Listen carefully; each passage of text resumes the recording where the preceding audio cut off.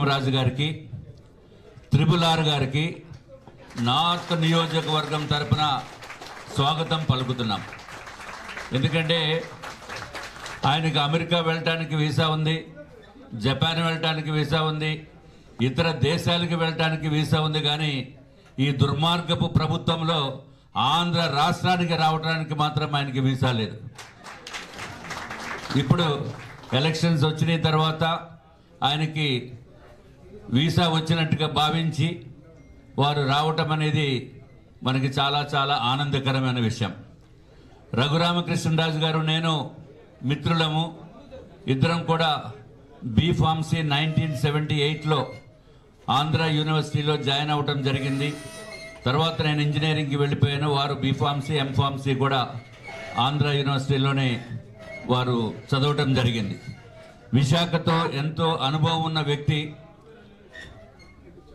రఘురామకృష్ణరాజు గారు. 5 సంవత్సరాల తర్వాత విశాఖపట్నం రావటము, దైవ దర్శనం గురించి రేపు సింహాచలం దేవస్థానానికి వెళ్ళి దైవ దర్శనం చేసుకుంటారు. ఇవాళ విజయనగరం వెళ్ళి పైడిమాంబ తల్లి గారు వారిని దర్శించుకోవడం జరిగింది. ఎట్లాగా వచ్చారు కాబట్టి నార్త్ నియోజకవర్గంలో Telugu Desam party, Bharatiya Janata party, Janasena party 3 పార్టీల వ్యక్తులు కూడా ఇక్కడ నార్త్లో ఒకసారి కలుద్దామని చెప్పడం వలన ఈ చిన్న సమావేశం ఏర్పాటు చేయడం జరిగింది.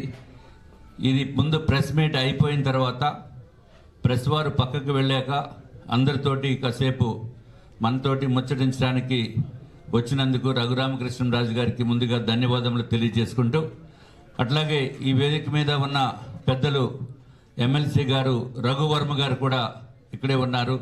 ఇంకా మిగిలిన వారందరికీ కూడా పేరు పేరున నా యొక్క హృదయపూర్వకమైన నమస్కారం తెలియజేసుకుంటూ, మా ఆహ్వానాన్ని మన్నించి ఇంతమంది వచ్చినందుకు ముందుగా మీకు అందరికీ కూడా నా యొక్క హృదయపూర్వకమైన ధన్యవాదములు తెలియజేసుకుంటున్నాం. మనం ఖచ్చితంగా ఒకటి చెప్తున్నాం, ఎట్టి పరిస్థితిలోని ఈ దుర్మార్గపు పరిపాలన పోవటం అనేది ఖాయం.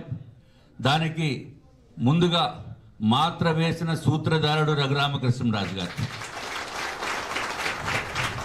జగన్మోహన్ రెడ్డి గారి ఇంటికి వెళ్ళిపోవటం అనేది ఖచ్చితంగా జరుగుతుంది. అట్లాగే మిగిలిన వారి మాటల్లోనే మనం వింటే బాగుంటుంది.